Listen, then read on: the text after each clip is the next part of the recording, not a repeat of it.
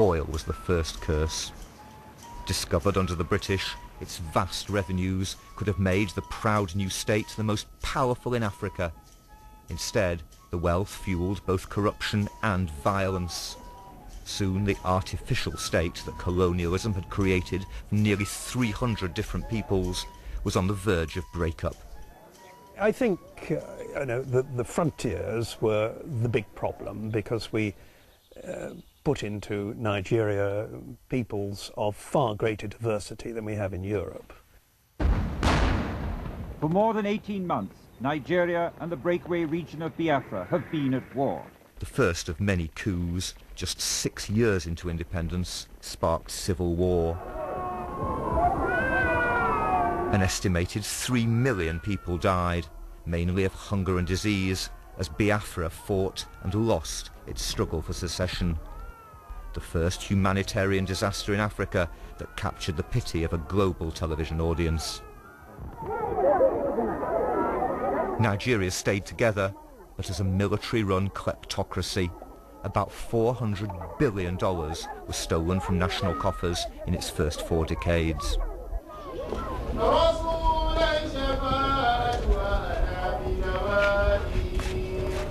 Could all that have been avoided if the proud old Emirate of Kano had not been forced to submit to the authority of His Britannic Majesty King Edward VII?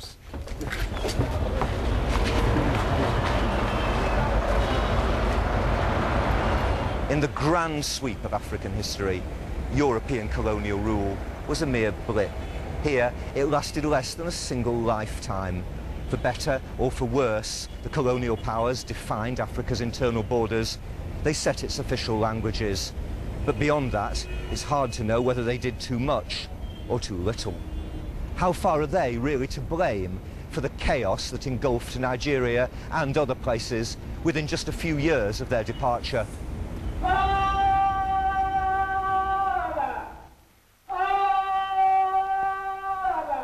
Remarkably, it was all foreseen back in 1958 by my bare-kneed predecessor at the BBC, Aidan Crawley. By supporting the authority of chiefs, we have strengthened feudal and autocratic rule in almost all forms of local government. On the other hand, by introducing the adult suffrage and the parliamentary system, we've set in motion an exactly contrary process. Now, can we really expect the Africans, without our help, to resolve this contradiction by liberal and democratic means? There is a problem with colonial government, that when it starts, the colonial governor is not a Queen Elizabeth II, he is a King Henry VIII.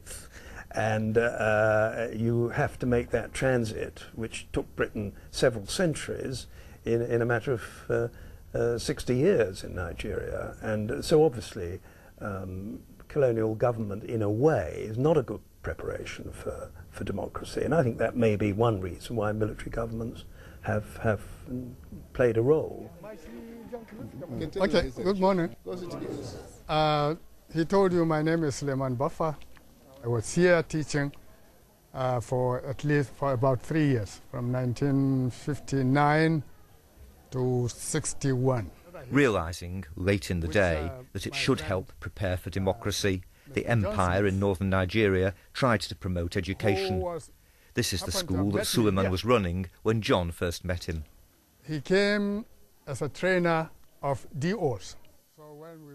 In the time of their grandfathers, Britain and Nigeria had almost the same population.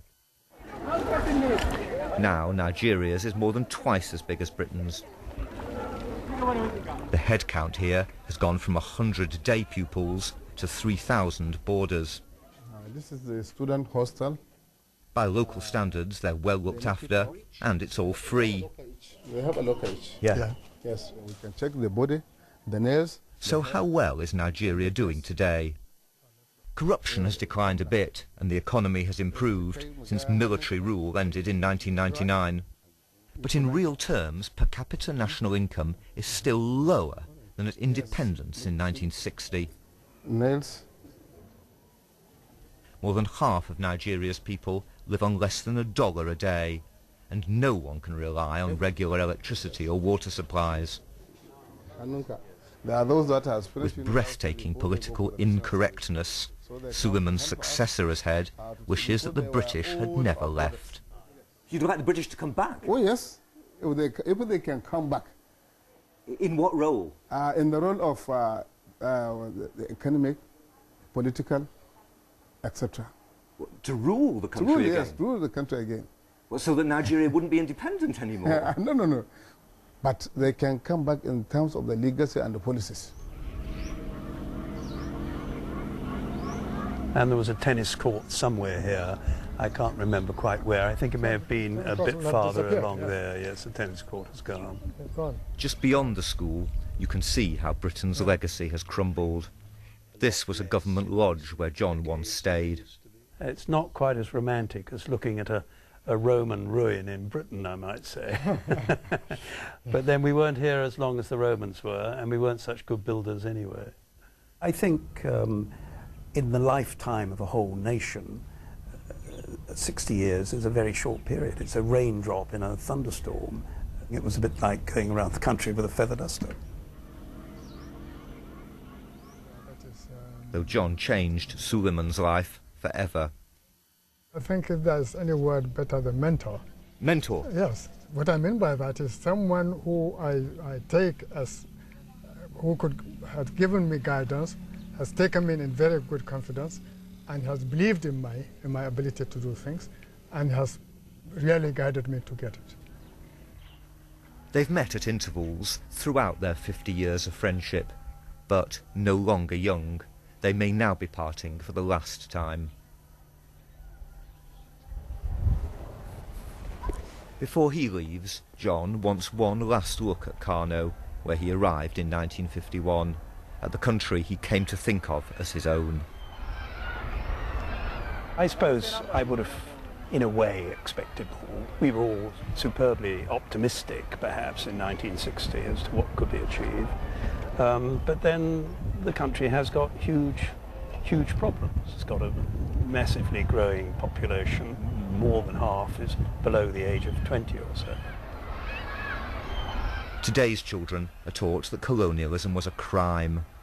And of course, Europeans had no right to rule here. But was the mistake in the end to do too much or too little? I don't think empire was acquired in Britain with great enthusiasms. And our role was essentially to make sure that Nigeria could join the wider world of which it was part, which we tried to do with minimal resources. To have come as a colonizer and left as a friend is no mean achievement. But how would Africa have been had John Smith and his kind never come in the first place? That's one of the tantalising ifs of history.